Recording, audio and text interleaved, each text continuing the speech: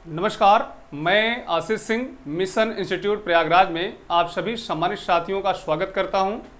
साथ ही साथ उम्मीद करता हूं कि आप सभी लोग स्वस्थ होंगे और पढ़ाई लिखाई की बेहतरीन प्रक्रिया जारी होगी। प्यारे साथियों, आज हम लोग देखेंगे भारत के जैवमंडल के संदर्भ में। ये एक ऐसा टॉपिक है जिसमें कोई भी आप एग्ज़ाम दीजिए, चाहे पीसीएस का एग्ज़ाम हो, आरओ का एग्ज़ाम हो, एसएससी का हो, रेलवे का हो, या फिर आप पुलिस और एसआई, ये इन सभी एग्ज़ाम्स में इस तरह के प्रश्न यहाँ पर आते हैं। आपने सुना होगा कि जैसे प्रश्न कुछ इस प्रकार से हैं, टाइगर रिजर्व के संदर्भ में आ गए, बायोस्फीयर रिजर्व के संदर्भ में आ गए, नेशनल पार्क के संदर्भ में आ गए, इन सभी के संदर्भ में क्वेश्चन पूछे जाते हैं। तो इसी टॉपिक को लेकर हम आपके सामने आए हैं। आइए हम लोग इसकी शुरुआत करते हैं, ठीक है। तो इसमें देखिए, पहला है भारत का जैवमंडल। सबसे पहले तो हमें समझना होगा कि आखिर ये जैवमंडल है क्या, है ना। जैवमंडल है क्या, इसको थोड़ा सा हम लोग पहले समझने का प्रयास करें। जैवमंडल अंग्रेजी में कहते हैं बायोस्फीयर। क्या कहते हैं? बायोस्फीयर कहते हैं। सभी लोग अच्छे से समझने का प्रयास करिए। देखिए, बायोस्फीयर जो है ये दो शब्दों से मिलकर बना है। एक शब्द है बायो, और बायो का मतलब होता है लाइव। क्या होता है? लाइव होता है। लाइव को हम सजीव कहते हैं। क्या कहते हैं? सजीव कहते हैं। और स्फीयर का मतलब होता है मंडल। स्फीयर का मतलब क्या होता है? मंडल होता है। इसका मतलब सजीवों का मंडल कह सकते हैं, या सजीवों का विस्तार क्षेत्र कह सकते हैं। अब यहाँ पर लाइव या सजीव के विषय में थोड़ा समझते हैं कि आखिर सजीव होते क्या हैं। सजीव होते क्या हैं? तो सीधी सी बात है कि जिन वस्तुओं में या जिन जीवों में जैविक क्रियाएं होती हैं, बायोलॉजिकल एक्टिविटी होती हैं, उन्हें हम सामान्य रूप से जीवित श्रेणी में रखते हैं। अब बायोलॉजिकल एक्टिविटी का मतलब क्या हो गया? बायोलॉजिकल एक्टिविटी का यहाँ पर आशय ये हो गया कि जैसे कोई जीव है, उसमें डाइजेशन भी होगा, उसमें एक्सक्रीशन भी होगा, उसमें रिस्पायरेशन भी होगा, उसमें प्रकाश संश्लेषण अर्थात फोटोसिंथेसिस भी होगा, ग्रोथ भी होगा। ये जो चीज़ें हैं ये इंगित करती हैं, बताती हैं कि जीवों में कहीं ना कहीं एक सजीवता है। इसीलिए जो है हम कह सकते हैं कि सजीव वो होते हैं जिनमें बायोलॉजिकल एक्टिविटी चलती है, ठीक है। अब इसको अगर हम बांटें तो दो श्रेणियों में इसको हम सबसे पहले बांट सकते हैं। पहला श्रेणी क्या हो सकता है? ध्यान दीजिएगा, पहला श्रेणी है पेड़ पौधे। पहला श्रेणी क्या है? पेड़ पौधे हैं। पेड़ पौधे हैं जिनको हम और भी नामों से जानते हैं। जैसे इनको हम फ्लोरा कह सकते हैं। क्या कह सकते हैं? फ्लोरा कह सकते हैं। या फिर इनको हम उत्पादक कह सकते हैं। उत्पादक कह सकते हैं, ठीक है। क्या कह सकते हैं? उत्पादक कह सकते हैं। ध्यान दीजिए सभी लोग। या फिर इनको हम समान रूप से दाता भी कह सकते हैं। देख लीजिए, यहाँ पर समझने का प्रयास करिए। जो पेड़ पौधे होते हैं उनको फ्लोरा कहते हैं, उत्पादक भी कहते हैं, या फिर दाता भी कहते हैं। फ्लोरा हो गया, प्रोड्यूसर हो गया, और आप देखेंगे कंट्रीब्यूटर हो गया, ठीक है। इसी प्रकार जो दूसरी श्रेणी है उसमें जीव जंतु आते हैं। जीव जंतु आते हैं, ठीक है। जैसे यहाँ पेड़ पौधे आए तो यहाँ पर जीव जंतु आए। इनको हम क्या कहते हैं? फौना कहते हैं। फौना कहते हैं। दूसरा, इनको उपभोक्ता कहते हैं। उपभोक्ता कहते हैं। और इसके साथ साथ इनको ग्राही भी कहते हैं। क्या कहते हैं? ग्राही भी कहते हैं। ये चीज़ आपको समझना है। इसका मतलब हो गया फ्लोरा हो गया, इसके बाद जीव जंतु हो गए जिनको फौना, उपभोक्ता और ग्राही के नाम से भी हम लोग जानते हैं। तो जीवित चीज़ें क्या है? ध्यान दीजिएगा, हमारी जो पृथ्वी है, इस पृथ्वी में तीन बड़े विभाग पाए जाते हैं। पहला विभाग है स्थल मंडल, दूसरा विभाग हो गया जलमंडल, और तीसरा जो विभाग हो गया आपका वायुमंडल हो गया। इन तीनों मंडलों के समेकन से, अर्थात इन तीनों मंडलों के आपस में मिलने से जीवन की उत्पत्ति हुई। और जब जीवन की उत्पत्ति हुई तो इस जीवन में आप देखेंगे सजीवों में पेड़ पौधे हमको देखने को मिलते हैं और जीव जंतु मिलते हुए हैं। इसी तरह हम कह सकते हैं कि हमारे पृथ्वी के विभिन्न भागों में पाए जाने वाले पेड़ पौधे तथा जीव जंतुओं के जो समूह होते हैं उसी को हम बायोस्फीयर कहते हैं। ध्यान दीजिएगा, बायोस्फीयर कहते हैं। बायोस्फीयर को हम लोग जैवमंडल, इसके साथ साथ इसको हम जीव मंडल भी कह सकते हैं, या इसी को हम सजीवों का मंडल भी कह सकते हैं। सजीवों का मंडल भी कह सकते हैं, ठीक है। और ये मंडल हमारे पृथ्वी को एंटीक बनाती है, यूनिक बनाती है। क्यों बनाती है? क्योंकि इसमें जीवन संभव है। ठीक है, इसी के संदर्भ में हम लोग बातचीत करने वाले हैं। ठीक है, तो आइए शुरुआत करते हैं। इसमें ये तो हम लोगों ने सीखा कि आखिर बायोस्फीयर होता क्या है। ठीक है, अब प्रश्न यह है कि हमें पढ़ने की आवश्यकता क्यों पड़ती है। पढ़ने की आवश्यकता क्यों पड़ती है? तो आप सभी लोग जानते हैं कि जो हमारा इकोलॉजी है, ध्यान दीजिएगा, हमारा जो इकोलॉजी है एंड हमारा इकोसिस्टम है, क्या है? इकोसिस्टम है। ठीक, इसको संतुलित रखने में, ध्यान दीजिएगा, हमारा जो इकोलॉजी है और इकोसिस्टम है, इसको संतुलित रखने के लिए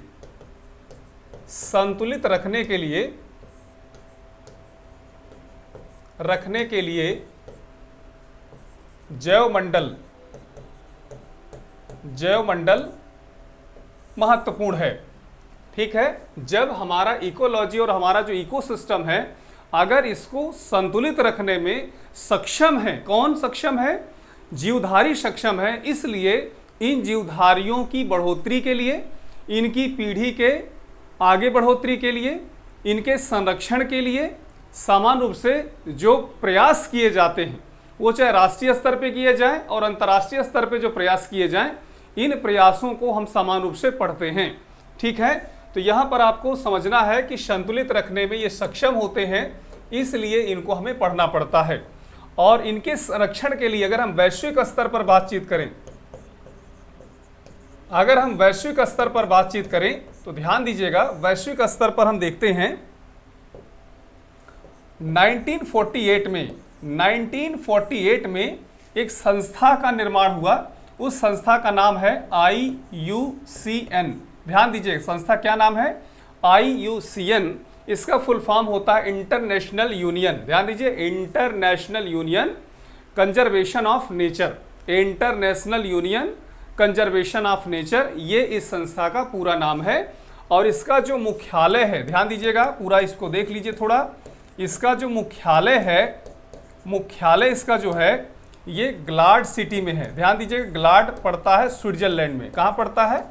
स्विट्जरलैंड में पड़ता है। स्विट्जरलैंड यूरोप का देश है, ध्यान दीजिएगा, यूरोप का देश है। मुख्यालय ग्लाड सिटी हो गया। देश की अगर बात करें तो स्विट्जरलैंड में ये पड़ता है। इसके बाद आप देखेंगे इसमें इसके जो वर्तमान अध्यक्ष हैं, ध्यान दीजिएगा, वर्तमान जो अध्यक्ष हैं इनके विषय में भी थोड़ा देख लेते हैं। वर्तमान अर्थात IUCN के जो वर्तमान अध्यक्ष हैं उनका नाम है राजन अल मुबारक। क्या नाम है? राजन अल मुबारक। ये अध्यक्ष हैं, किसके हैं? IUCN के अध्यक्ष हैं। राजन अल मुबारक IUCN के अध्यक्ष हो गए। ठीक है, इसके बाद ध्यान दीजिएगा, इस संस्था का कार्य क्या है? 1964 ईस्वी में, 1964 में, ध्यान दीजिएगा सभी लोग, 1948 में तो IUCN की स्थापना हुई और 1964 में आपने देखा कि ये जीवधारियों के संरक्षण के लिए, जीवधारियों की बढ़ोतरी के लिए और जीवधारियों के संरक्षण के लिए इसने 2 कैटेगरी जारी की। और वो 2 कैटेगरी हैं, एक है रेड डाटा बुक, पहला क्या है? Red data book, red data book नाम है, और दूसरा जो है आपका है green data book, green data book. ठीक है, कोई भी आप परीक्षा दे सकते हैं, UPPSC का परीक्षा दे सकते हैं या फिर RO ARO की परीक्षा दे सकते हैं। ठीक है, इसी प्रकार से SSC का भी कोई एग्जाम हुआ, ठीक है, पुलिस का हो गया, SI का हो गया, रेलवे का हो गया, ये जितने भी एग्जाम्स आप देख रहे हैं, इन सभी एग्जाम्स में ये क्वेश्चन सामान्य रूप से पूछा जाता है। पहला क्वेश्चन तो ये है कि IUCN का फुल फॉर्म क्या है, तो आप बता सकते हैं international union conservation of nature, और इसकी स्थापना 1948 में होती है। ठीक है, दूसरा इसका हेडक्वार्टर कहाँ पर है, तो आप बताएं, ग्लाड स्विट्जरलैंड में है, और इसके तो जो अध्यक्ष हैं उनका नाम है राजन अल मुबारक। 1964 में IUCN के द्वारा जीवधारियों के संदर्भ में 2 श्रेणियां जारी की गई। एक का नाम है रेड डाटा बुक और दूसरे का नाम है ग्रीन डाटा बुक। प्रश्न यहां से आता है कि कौन सी संस्था रेड डाटा बुक और ग्रीन डाटा बुक को जारी करती है, तो आप बता सकते हैं आयुसियन। आयुसियन पर आपको सही करना रहेगा। कब? 1964 में। उम्मीद करते हैं कि यहां तक आप बात समझ पा रहे होंगे। इसके बाद ध्यान दीजिएगा, इसमें अगला बात है, अगली बात यह है कि in situ and ex situ, in situ और एक्स सीटू ये क्या होता है, इसको भी थोड़ा समझने का प्रयास करिए।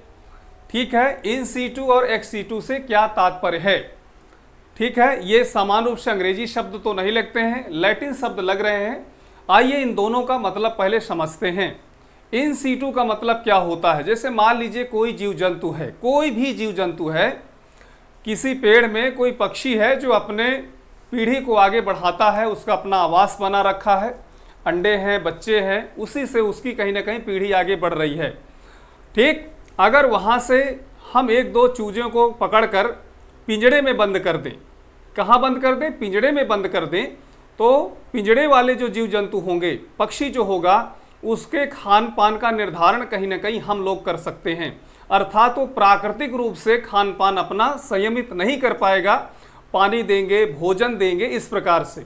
तो आप यहाँ समझ सकते हैं कि अगर हम आपसे पूछें कि उस पक्षी का प्राकृतिक आवास क्या है, क्या वो पिंजड़ा है या क्या वो घर है, क्या वो जो उसका जंगल है, पेड़ है, वो है, तो उद्देश्य उम्मीद करते हैं कि आप सभी लोग यही बताएंगे कि वो जो जंगल है या वो जो पेड़ है उसका प्राकृतिक आवास है। जब उसको भोजन की आवश्यकता होगी तो वो जाएगा, अपना भोजन कर लेगा, पानी पीने की आवश्यकता होगी, किसी नदी झील वगैरह में पानी भी पी लेगा, है ना। यहाँ पर क्या है? यहाँ पर चीज़ों को हम अपने से उसको प्रोवाइड कर रहे हैं। तो जो प्राकृतिक आवास होता है, यहाँ से हमें मिला कि जीवधारियों का जो प्राकृतिक आवास होता है, जीवधारियों का जो प्राकृतिक आवास होता है, प्राकृतिक आवास होता है, उसी को हम इन सीटू कहते हैं भाई, उसी को इन सीटू कहते हैं। इन सीटू क्या है? जीवधारियों का प्राकृतिक आवास। इसको अगर हम अंग्रेजी में भी जो है समझने का प्रयास करें तो कह सकते हैं कि natural habitat of the living beings that is called in situ, है ना। इसको हम और सरल बोल सकते हैं, स्वस्थाने कह सकते हैं, स्व मतलब अपना, स्वस्थाने कह सकते हैं, है ना, या फिर परंपरागत स्थान कह सकते हैं, स्वस्थान कह सकते हैं, इन सीटू कह सकते हैं, नेचुरल हैबिटेट कह सकते हैं। इतनी बातें समझने के लिए पर्याप्त हैं। अब इसमें देखिए क्या क्या चीजें आ सकती हैं। हमारे जो जैव मंडल आरक्षित क्षेत्र होते हैं, जैव मंडल आरक्षित क्षेत्र, जैव मंडल आरक्षित क्षेत्र, आरक्षित क्षेत्र, जिसको अंग्रेजी में हम लोग कहते हैं बायोस्फीयर रिजर्व। क्या कहते हैं? बायोस्फीयर रिजर्व कहते हैं। यहां पर ध्यान दीजिएगा। दूसरा हम क्या रख सकते हैं? राष्ट्रीय उद्यान को रख सकते हैं। राष्ट्रीय उद्यान हो गया, ठीक है, राष्ट्रीय उद्यान हो गया, जिसे नेशनल पार्क कहते हैं, नेशनल पार्क हो गए, ठीक है। इसी प्रकार से आप देखेंगे अभ्यारण्य, अभ्यारण्य हो गए। तो जो अभ्यारण्य है उनको हम कहते हैं सेंचुरी। क्या कहते हैं? सेंचुरी कहते हैं। इसी प्रकार से टाइगर रिजर्व हो गए, बाघ आरक्षित क्षेत्र हो गए, इसको हम टाइगर रिजर्व कह सकते हैं। इसी प्रकार से रामसर साइट हो गई, रामसर साइट्स, रामसर साइट्स हो गई। यहां पर ध्यान दीजिएगा, ये सब किसके अंतर्गत आ रहे हैं? ये सभी आपके इन सीटू के अंतर्गत आ रहे हैं। और भी आप लिख सकते हैं फॉरेस्ट हो सकता है, यानी वन आवरण। क्या? वन आवरण, जिसे हम फॉरेस्ट कवरिंग एरिया कहते हैं। वन आवरण भी आ सकता है इसमें। ध्यान दीजिएगा सभी लोग, वृक्ष आवरण नहीं आएगा, वन आवरण आएगा। यहां पर आपको समझना है कि जब हम इंडियन स्टेट फॉरेस्ट रिपोर्ट को देखते हैं तो उसमें दो चीजें हमको दिखाई जाती हैं। पहला होता है फॉरेस्ट कवरिंग एरिया और दूसरा आपका होता है ट्री कवरिंग एरिया। तो जो फॉरेस्ट कवरिंग एरिया होता है ये इसके अंतर्गत आता है, और ट्री कवरिंग एरिया जो आपका आता है वो XC2 के अंतर्गत आता है। उम्मीद करते हैं कि प्रश्न आ जाए कि निम्नलिखित में कौन इन C2 का भाग नहीं है। तो याद रखिएगा ये सभी भाग हैं। इसका मतलब 3 XC2 का दे देगा, सॉरी 1 XC2 का दे देगा और 3 इन C2 का दे देगा, तो आपको समझ में आ जाएगा। तो यहाँ से इन C2 को आपने बहुत अच्छे तरीके से समझ लिया। अब इसके बाद आइए हम लोग XC2 की बात करते हैं। XC2, ठीक है, उसको स्वस्थाने बोले तो इसको परास्थाने बोल सकते हैं, परास्थाने, ठीक, वो स्वस्थाने है तो ये क्या है, परास्थाने है। आइए समझते हैं।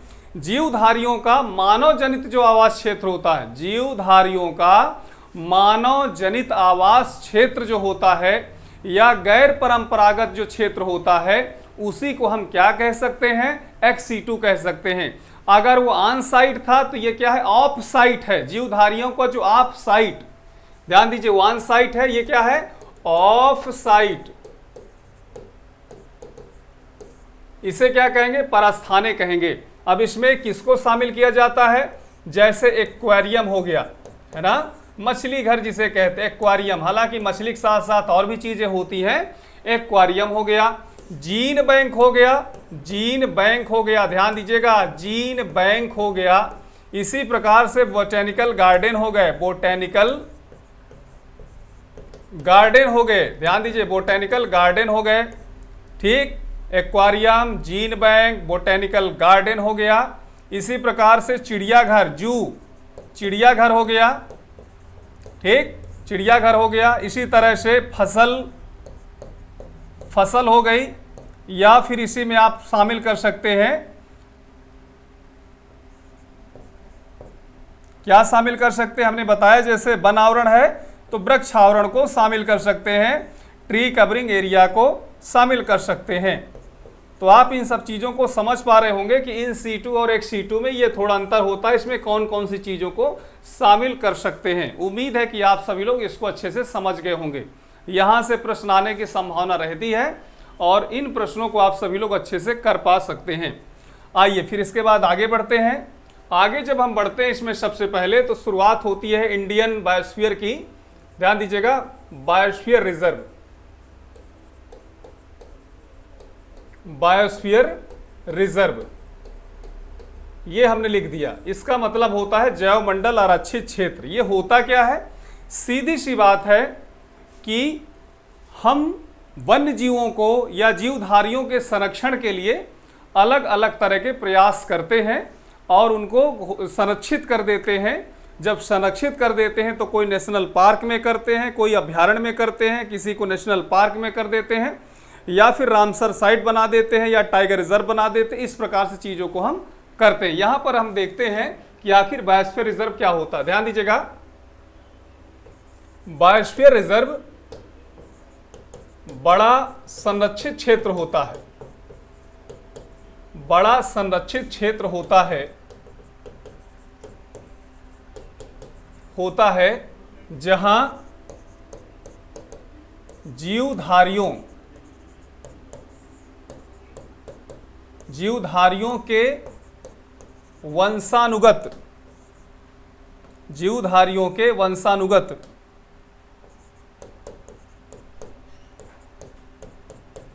ठीक, वंशानुगत अर्थात प्रजनन के लिए, पारितंत्र संतुलन के लिए, पारितंत्र संतुलन के लिए और पर्यावरण अध्ययन के लिए, पर्यावरण अध्ययन के लिए घोषित किए जाते हैं, घोषित किए जाते हैं। ठीक है, हम आप लोग बोल सकते हैं कि जो बायोस्फीयर रिजर्व होते हैं, those are the protecting area where living beings propagating for next generation, ecosystem balance and environment study के लिए। क्लियर है ना, ये चीज आपको समझना है। अब जो बायोस्फीयर रिजर्व होते हैं इनको समान रूप से 3 जोन में बांटा गया है। कितने जोन में? 3 जोन में इनको बांटा जाता है। कोई भी बायोस्फीयर रिजर्व होगा इसको 3 जोन में बांटा जा सकता है। पहला देखिए क्या होता है, पहला होता है सेंट्रल जोन, सेंट्रल जोन होता है। दूसरा होता है बफर जोन, दूसरा क्या होता है, बफर जोन होता है। और तीसरा होता है संक्रमण जोन, ट्रांजिशन जोन जिसे कहते हैं, संक्रमण जोन। ये 3 प्रकार के देखिए श्रेणी हो गए, जोन हो गए। सेंट्रल, बफर और संक्रमण। इसको डायग्राम के माध्यम से भी समझने का प्रयास करें। तो इस प्रकार से एक सर्किल बनाइए, सर्किल के अंदर एक और सर्किल और उस सर्किल के अंदर एक और सर्किल, यानी 3 सर्किल यहाँ पर देखिए बन गए। ठीक, जो सबसे सेंटर में दिख रहा है उसको क्या कहते हैं? सेंट्रल जोन कहते हैं। क्या कहते हैं? सेंट्रल जोन कहते हैं। इसके विषय में थोड़ा समझते हैं। जो सेंट्रल जोन होता है totally restricted for human activity. ये जो बायोस्फीयर रिजर्व का क्षेत्र होता है मानव गतिविधि के लिए पूर्णतः प्रतिबंधित होता है। अब प्रतिबंधित को भी समझना होगा, किस प्रकार से प्रतिबंधित होता है। जैसे इस जोन में सीधी सी बात है, पहले तो हम जा नहीं सकते हैं, और अगर हम जाएंगे भी तो हमें बहुत सी बातों का ख्याल रखना पड़ता है। ख्याल ये रखना पड़ता है कि कोई भी चीज़, पहली बात तो ये है कि बाहर से आप अंदर नहीं ले जा सकते हैं। खाने पानी पीने की चीज़ें, है ना, कभी कभी ऐसा होता है कि चलो ठीक है ले चलते हैं, आज हमारा बर्थडे है तो आज भी हिरन को हम जो है चॉकलेट खिला देंगे, बर्गर खिला देंगे। इस तरह की चीज़ें आप भाई नहीं ले जा सकते हो, है ना। ठीक है, हमारा जो इंटेंशन है बढ़िया अच्छा है, हमारा जो इरादा है बहुत अच्छा, टू मच गुड है, लेकिन वो कहीं ना कहीं हाइजीनिक हो सकता है, वो संक्रमित हो सकता है और वो उनके जीवन को कष्ट भी पहुंचा सकता है। इस कारण जो है इस प्रकार की चीज़ें हम नहीं कर सकते हैं। दूसरा और भी कारण देख लीजिए। दूसरा, इस क्षेत्र में जाने पर हम किसी पेड़ की कोई पत्ती तक नहीं तोड़ सकते हैं। अर्थात पत्ती तक न तोड़ने का मतलब यह है कि पेड़ काटने की तो बड़ी बात दूर हो गई। अरे यहाँ पर देखिए क्या है कि हम पेड़ की पत्ती तक भी नहीं तोड़ सकते हैं। इसका कारण क्या हुआ? क्योंकि उस पत्ती पर भी किसी न किसी माइक्रो ऑर्गेनिज्म का जीवन यापन चल रहा होगा, ये चीज है। तो हम आपको अगर इतना रिस्ट्रिक्शन बता रहे हैं तो बाकी आखेट करना, पेड़ों को काटना, है ना, ये सब तो फिर पॉसिबल ही नहीं है। इसलिए ये जो आपका क्षेत्र होता है बहुत इंपॉर्टेंट होता है, बायोस्फीयर रिजर्व का सबसे सेंसिटिव जोन होता है और इस कारण जो है यहाँ पर मानव गतिविधि पूर्णतः प्रतिबंधित मानी जाती है। क्लियर हो गया? दूसरा देखिए, दूसरा क्या है? दूसरा है बफर जोन। दूसरा है बफर जोन। बफर जोन क्या होता है? बफर जोन इससे कम रिस्ट्रिक्टेड होता है। It is a semi restricted area of the biosphere, है ना। रिस्ट्रिक्टेड है लेकिन सेमी रिस्ट्रिक्टेड है। आप जाइए, घूमिए, टहलिए, पर्यावरण अध्ययन के लिए अपना आपका काम है, अपना अध्ययन करिए, उसको समझिए, देखिए, पर्यटन के लिए भी इंपॉर्टेंट है। लेकिन सेमी रिस्ट्रिक्टेड का मतलब ये हो गया कि जैसे हमने आपको खान पान की बात की, हमने जैसे वहाँ पर आखेट की बात की, ये सब पूर्ण रूप से प्रतिबंधित होंगे। ये चीज़ आप सभी लोग देखेंगे। इसके बाद देखिए क्या होता है, नेक्स्ट जो आपका होता है वो संक्रमण जोन होता है। संक्रमण जोन ये क्या होता है? सबसे खुला होता है। सबसे खुला होने का मतलब यह है कि अगर कोई क्षेत्र इस जोन के अंतर्गत आता है, वहाँ पर आदिवासी समुदाय के लोग रहते हैं, अगर उनका जीवन यापन खेती किसानी से चल रहा है, वहाँ के वन संसाधन से चल रहा है, तो उनको कोई रिस्ट्रिक्शन नहीं होता है, आप ऐसा कर सकते हैं। और वहाँ के आदिवासी लोगों को भी, जो हमारा देहरादून में स्थित है, ध्यान दीजिएगा, देहरादून में क्या स्थित है? देहरादून में है इंडियन फॉरेस्ट सर्वे, ये जो डिपार्टमेंट है देहरादून में, यहाँ पर इनको समान रूप से शिक्षित किया जाता है। एक तरीके से शिक्षित किया जाएगा, उनको चीज़ों को बताया जाएगा। और जैसे वन रेंजर वगैरह हो गए, होते हैं ना, वन के जो रखवाली करते हैं, वन रेंजर वगैरह हो गए, इनको यहाँ पर कहीं ना कहीं भूमिका में रखा जाता है। ऐसा नहीं है कि आप रह रहे हो तो कुछ काम ना करिए, कुछ काम आप करते रहिए, देखते रहिए। वन आपका है, आप भी वन के हैं, इसलिए जो है चीज़ों को आप समझते रहिए। लेकिन जिन जानवरों को प्रतिबंधित किया गया, अगर कोई जानवर सेंट्रल जोन से, बफर जोन से किसी भी तरह अगर इस जोन में आ गया है, संक्रमण जोन में, तो आप उसको मार नहीं सकते, क्योंकि वो प्रतिबंधित है भैया, है ना। आप ऐसा नहीं कि आदिवासी हैं तो आप उसको भी मार सकते हैं। जैसे हाथी आ गया, टाइगर आ गया, हिरन आ गया, काला हिरन आ गया, तो आप उसको मार नहीं सकते क्योंकि वो प्रतिबंधित है, वो संरक्षित किया गया है। और अगर ऐसा हम करते हैं तो देखिए कानून बना, इंदिरा गांधी जी ने कानून बनाया भैया, श्रीमती इंदिरा गांधी जी के समय में कानून बना, वन्य जीव संरक्षण अधिनियम, वन्य जीव संरक्षण अधिनियम, ठीक है। 1972 में ये कानून पास किया गया, पूरे देश में लागू है, इसलिए आप ऐसा बिल्कुल नहीं करेंगे। उम्मीद है कि ये सब बातें आपको समझ में आ गई होंगी, सेंट्रल जोन, बफर जोन और संक्रमण जोन। अब इसके बाद इसके आगे की बात करते हैं। आगे की बात यह है कि प्रश्न पूछा जाता है कि भारत में बायोस्फीयर रिजर्व की कुल संख्या कितनी है। ये क्वेश्चन सामान्य रूप से पूछा जाता है, ठीक है, क्योंकि जो आपका बफर जोन है, सेंट्रल जोन है, इसी तरह संक्रमण जो जोन है, वो थोड़ा बड़ी परीक्षाओं के लिए बात हो जाती है। लेकिन हम जो छोटी परीक्षाएं होती हैं, जैसे हमारा एसआई का हो गया, यूपी पुलिस का हो गया, जिसमें एक सामान्य अध्ययन की बात होती है, बिल्कुल जनरल नॉलेज टाइप की बात होती है, तो उसमें जो है यहाँ से क्वेश्चन आता है कि भारत में बायोस्फीयर रिजर्व की वर्तमान संख्या क्या है। तो मैं आपको बता दूं कि वर्तमान संख्या इस समय 18 है। कितनी संख्या? 18 है टोटल इनकी संख्या, ठीक है। हम 18 के विषय में भी बात करेंगे, लेकिन सबसे पहले हम ये जानना चाहेंगे कि आखिर संख्या कितनी है। तो 18 हमको मिल गई। अब इसमें देखिए, एक होता है पहला कौन हो सकता है, सबसे बड़ा कौन हो सकता है, सबसे छोटा कौन हो सकता है, और सबसे नया कौन हो सकता है। अगर इतने फैक्ट को अगर आपने देख लिया तो देखिए 4 ठो बायोस्फीयर भी मिल जाएंगे और 4 इंपॉर्टेंट फैक्ट भी मिल जाएंगे। तो आखिर हम देखें तो पहला कौन सा है? पहला है Nilgiri, Nilgiri biosphere reserve. Nilgiri biosphere जो रिजर्व है ये 3 राज्यों में फैला हुआ है। एक तमिलनाडु हो गया, केरल हो गया और कर्नाटका हो गया, ठीक है। ऐसे क्वेश्चन आएगा। भारत का पहला बायोस्फीयर रिजर्व कौन सा है?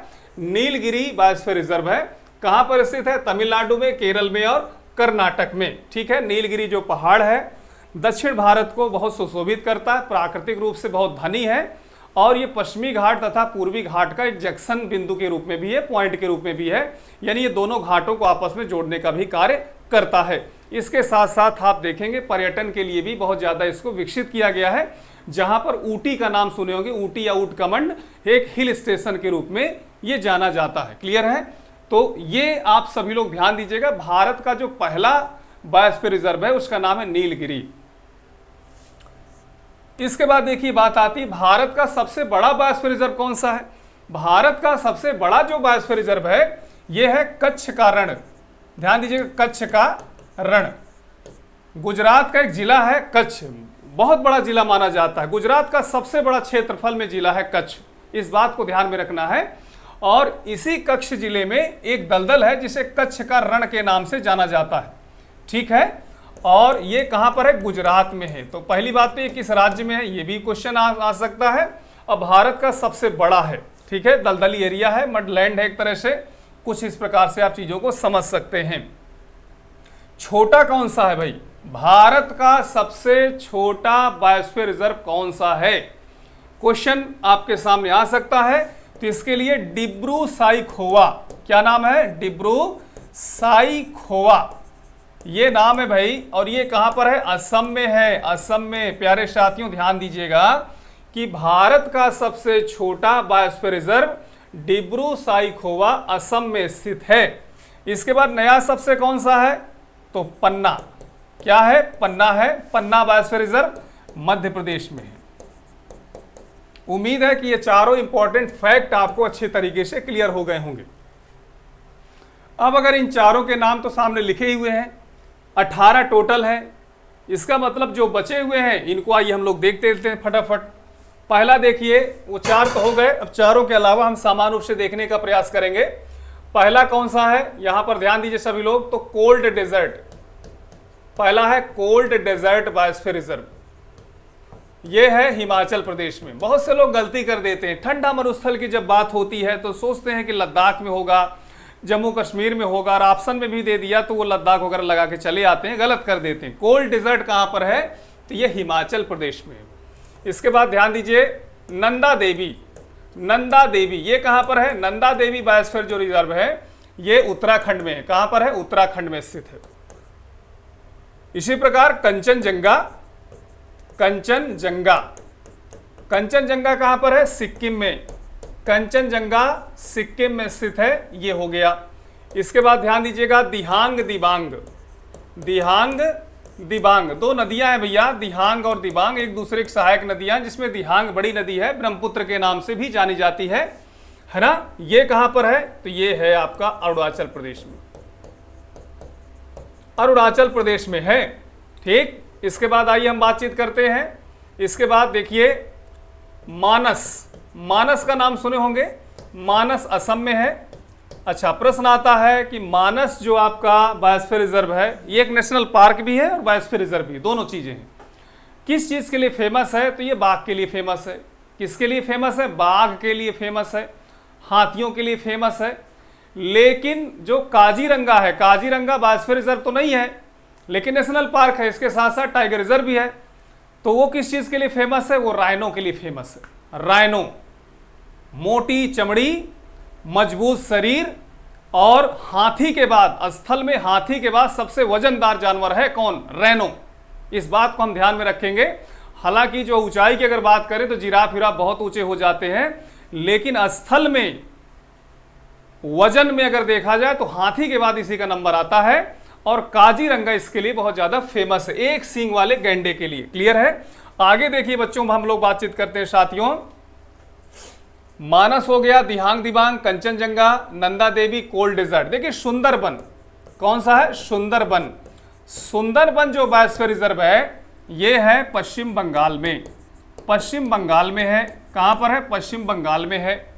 ठीक, नेक्स्ट की बात करते हैं, अगले चलते हैं, आगे बढ़ते हैं तो ध्यान दीजिएगा।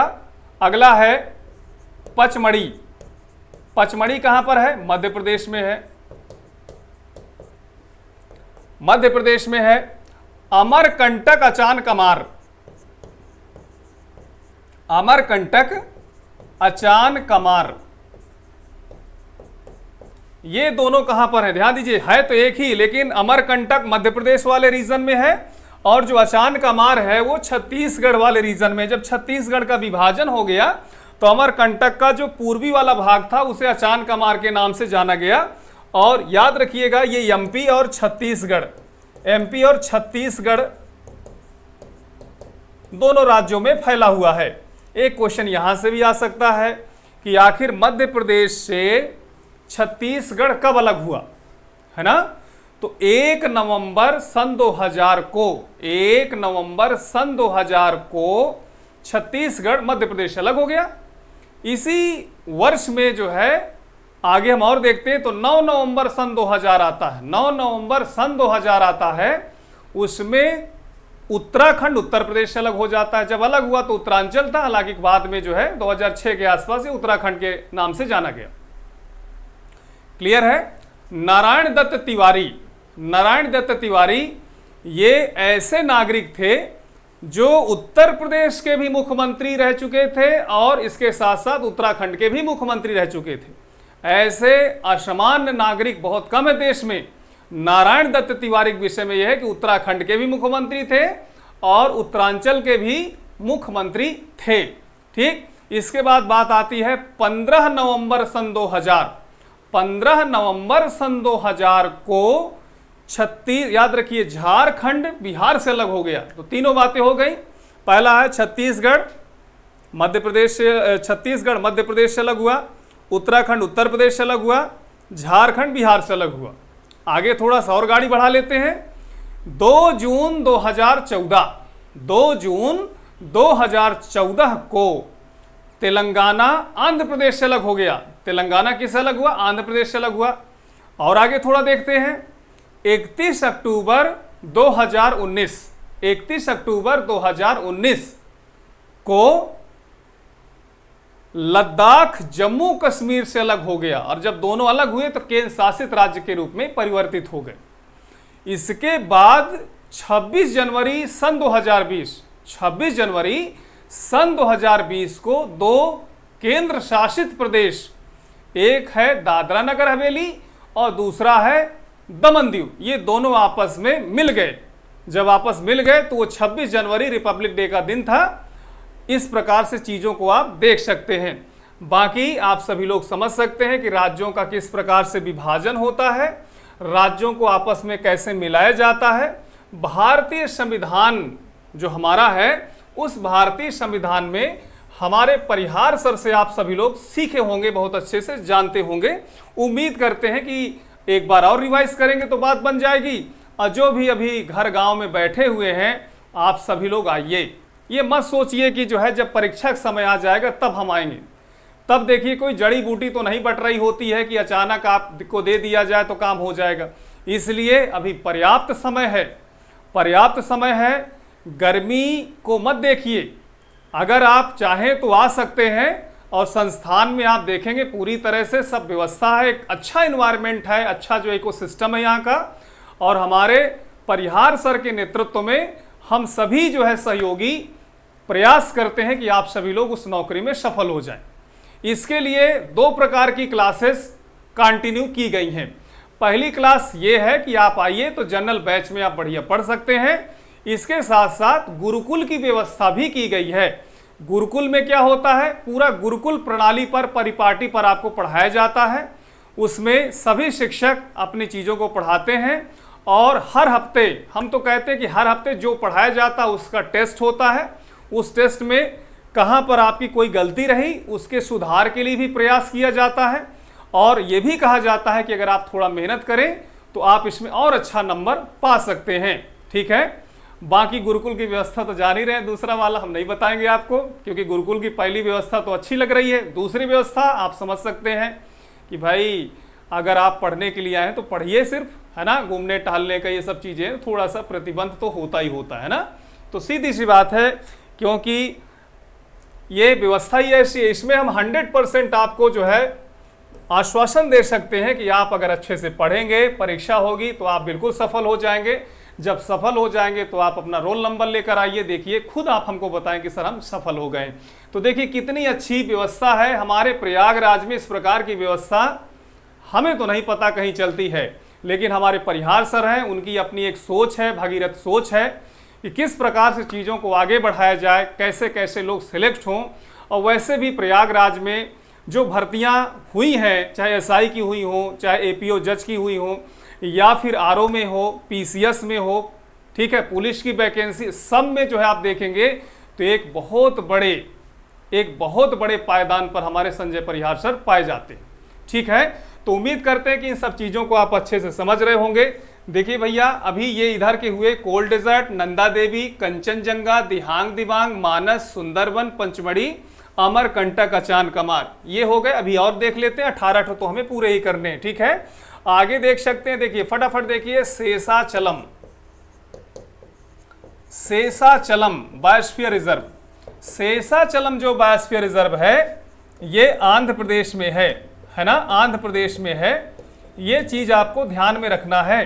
ठीक है, अभी 1-2 साल पहले एक फिल्म आई थी साउथ इंडिया की, उसका नाम था पुष्पा, है ना। इस फिल्म में जो है लाल चंदन के विषय में बताया गया था, किस प्रकार से लाल चंदन को गलत तरीके से काट करके एक सिंडिकेट बेच रहा है ना। तो उस सिंडिकेट के विषय में तो हम बात नहीं करेंगे, लेकिन ये जो लाल चंदन है स्पेशली शेषाचलम पहाड़ियों में ही पाया जाता है, बहुमूल्य होता है, और इसको भारत सरकार ने संरक्षित भी कर रखा है। ये चीज आप सभी लोग देखेंगे। आगे देखते हैं, मन्नार की खाड़ी बायोस्फीयर रिजर्व। ठीक, मन्नार की खाड़ी बायोस्फीयर रिजर्व हो गया। इसी प्रकार से अगस्ता मलाई क्या हो गया, अगस्ता मलाई हो गया। क्लियर है ना। इसी प्रकार से आप देखेंगे शिमलीपाल, अच्छा, मन्नार की खाड़ी है तमिलनाडु में, अगस्ता मलाई भी आपका हो गया तमिलनाडु प्लस केरल, 2 राज्यों में हो गया। और इसके बाद शिमलीपाल की जब बात करते हैं तो शिमलीपाल आपका है उड़ीसा में। कहां पर है, उड़ीसा में है साथियों। और इसके बाद हम लोग अंडमान निकोबार जाते हैं, तो ध्यान दीजिएगा, ग्रेट निकोबार बायोस्फीयर रिजर्व हो गया अंडमान निकोबार। तो कुल मिला के ये आपके सामने 18 पूरे हो गए हैं। आप सभी लोग इनको अच्छे से देख सकते हैं। यहाँ पर हम 1 मिनट का वक्त लेंगे, इसको थोड़ा रिकैप करेंगे। पहला इसमें है कि बायोस्फीयर रिजर्व होता क्या है, तो आपको अच्छे से समझना है। दूसरी बात यह है कि जो बायोस्फीयर रिजर्व है उसको कितने जोन में बांटा गया है, वो जोन हमने आपको पढ़ा दिया है ना, सेंट्रल, बफर और संक्रमण।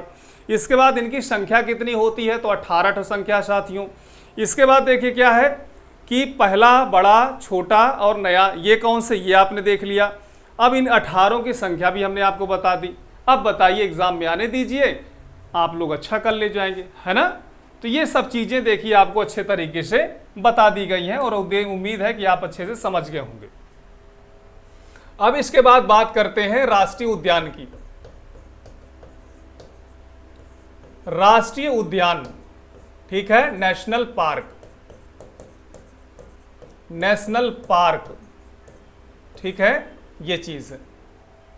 अच्छा, जो गुरुकुल व्यवस्था हमने बताया, इसमें एक फ़ायदा एक चीज़ ये भी है कि सर का अपना खुद जो है एक हॉस्टल भी है, वहाँ पर आपको जो है फूडिंग और लॉजिंग दोनों व्यवस्थाएं मिलती हैं और साथ साथ आपको पढ़ाई का भी मामला मिलता है। जैसे हमने कहा ना कि थोड़ा सा रिस्क, मतलब ये हम चाहते हैं कि आपका जो ये समय है उसको आप पूर्ण रूप से हमको दे दीजिए। मतलब उद्देश्य ये है कि जो आप घर से आए हैं वो पूरा का पूरा वक्त आप हमको दे दीजिए 24 घंटे में, जिसमें आपका सोने का समय दे दिया जाए, घूमने का भी समय होता है, ऐसा नहीं है, लेकिन इसके बाद देखिए हमारे हिसाब से आपको चलना होगा, ठीक। और पूरी व्यवस्थाएं, ऐसा नहीं कोई स्टूडेंट कहीं से आ रहा, कोई स्टूडेंट कहीं से आ रहा, बढ़िया सब पूरी व्यवस्था है। उस व्यवस्था के साथ अगर आप लगेंगे तो आप सोच सकते हैं कि इस व्यवस्था में, इस अच्छे इकोसिस्टम में आप कैसे अपने आप को संतुलित कर सकते हैं, डेवलप कर सकते हैं, है ना। और आज के ज़माने में देखिए नौकरी कितनी बड़ी बात है, नौकरी मिल जाएगी, समय से नौकरी मिल जाए तो ये बहुत अच्छी बातचीत हो जाती है ना। नौकरी की थोड़ा सा किल्लत भी है, समय से नहीं निकलती है, तो एज भी कहीं ना कहीं जब समाप्त होती है तो हमारे सपने अधूरे रह जाते हैं। इन सभी सपनों को पूरा करने के लिए इस प्रकार का कार्यक्रम शुरू किया गया, तो आप सभी लोग इसका ज़रूर लाभ लीजिए। आइए हमारे संस्थान में प्रयागराज में मिशन इंस्टीट्यूट आप सभी लोग आ सकते हैं, ठीक। और इसके साथ साथ जिस प्रकार के आपको बैच में पढ़ना, उसी तरह के आप बैच में अपना दाखिला लेकर पढ़ सकते हैं, ठीक है। तो अब इसके बाद देखिए नेशनल पार्क की अगर हम बातचीत करें, राष्ट्रीय उद्यान, अगर हम दोनों की परिभाषा के विषय में बातचीत करें तो देखिए दोनों की परिभाषा कम से कम 2 लाइन तक तो मिलती ही मिलती है। नेशनल पार्क जो होते हैं संरक्षित क्षेत्र होते हैं, जहां जीवधारियों को, ध्यान दीजिए, जहां जीवधारियों को उनके वंशानुगत के लिए, इकोसिस्टम बैलेंस के लिए और पर्यावरण अध्ययन के लिए महत्वपूर्ण माना जाता है। ये चीज़ हो गया। अब इसके लिए देखिए क्या है कि जो राष्ट्रीय उद्यान होते हैं, ध्यान दीजिएगा, जो राष्ट्रीय उद्यान होते हैं वो बायोस्फीयर रिजर्व में परिवर्तित नहीं किए जा सकते। राष्ट्रीय उद्यानों को बायोस्फीयर रिजर्व में परिवर्तित नहीं किया जा सकता है, लेकिन बायोस्फीयर रिजर्व को राष्ट्रीय उद्यान में परिवर्तित किया जा सकता है। अगर हम आपसे कहें तो अगर बायोस्फीयर रिजर्व को अपग्रेड करें तो वो नेशनल पार्क में जाके पहुंच सकता है, लेकिन नेशनल पार्क को हम जो है बायोस्फीयर रिजर्व में नहीं ला सकते हैं। ये चीज आपको समझना रहेगा। अब इसमें देखिए भारत में इनकी कुल संख्या कितनी है, तो साथियों इनकी कुल संख्या लगभग 106 हो चुकी है। कितनी हो चुकी है? 106 हो चुकी है। अब इसमें अगर हम देखें तो सबसे पहला कौन सा हो सकता है, बड़ा कौन सा हो सकता है, छोटा कौन सा हो सकता है, नया कौन सा हो सकता है, ठीक है। जैसे आप देखिए, अब यहाँ पर देखिए समस्या आ सकती है। समस्या क्या आ सकती है? बायोस्फीयर रिजर्व में भी पहला, बड़ा, नया, छोटा इस तरह था, इसमें भी है, अभ्यारण्य में भी इसी तरह होगा, रामसर साइट में भी होगा। इसीलिए हम कहते हैं ना क्लास लेना बहुत ज़रूरी होता है, उसको समझने में आसानी होती है ना। तो यहाँ पर आइए देखते हैं, सबसे पहले की अगर बातचीत करते तो जो सबसे पहला है, आजकल तो उसे रामगंगा कहा जाता है भाई, सबसे लेटेस्ट नाम हम ले रहे हैं। रामगंगा नाम जो लिया जा रहा है, उसके पहले इसे जिम कॉर्बेट कहा जाता था। क्या कहा जाता था? जिम कॉर्बेट कहा जाता था। और जब ये 1935 ईस्वी में इसको जो है घोषित किया गया था, तो इसे हेली के नाम से जाना जाता था, हेली उद्यान के नाम से जाना जाता था। तो भैया चाहे रामगंगा कहिए, चाहे जिम कॉर्बेट कहिए, चाहे हेली कहिए, ये है उत्तराखंड में, ठीक है। कहां पर है? उत्तराखंड में है। बड़ा कौन सा है? बड़ा कौन सा, सोचिए जरा और बताइए, क्योंकि देखिए उसमें पहला था नीलगिरी और इसमें पहला हो गया जिम कॉर्बेट।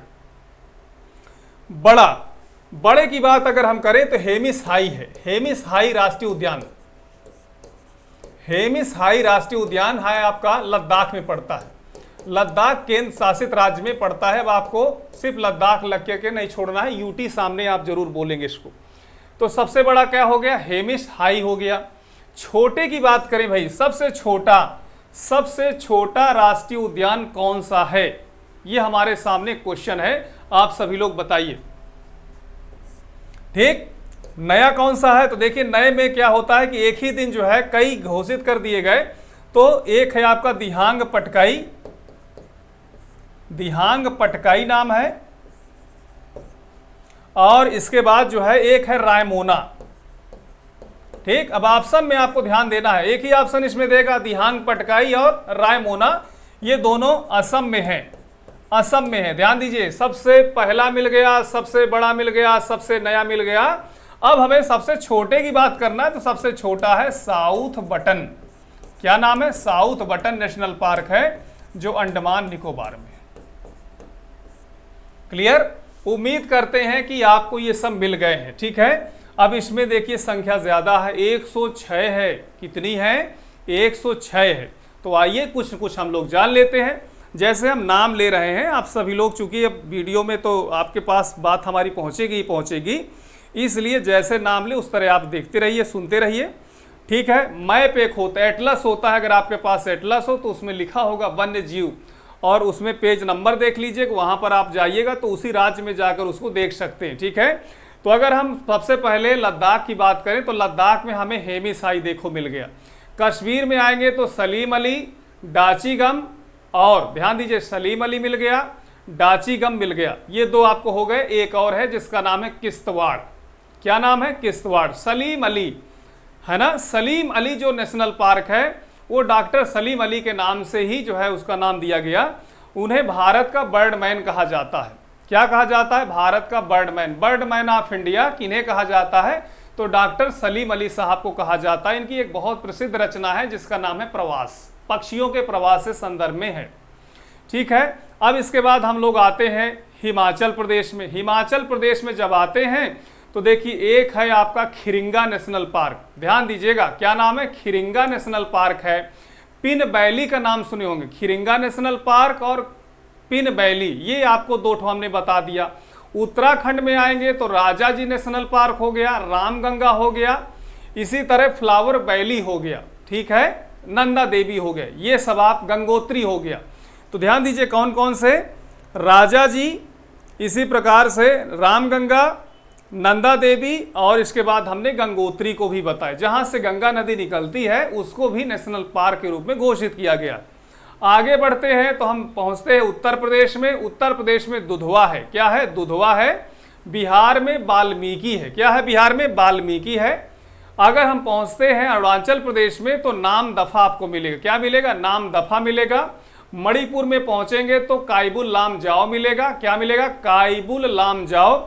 असम में रायमोना हो गया, दिहांग पटकई हो गया, इसी प्रकार से काजीरंगा और मानस भी हो गए। तो चार आपको यहां पर हमने बता दिया है।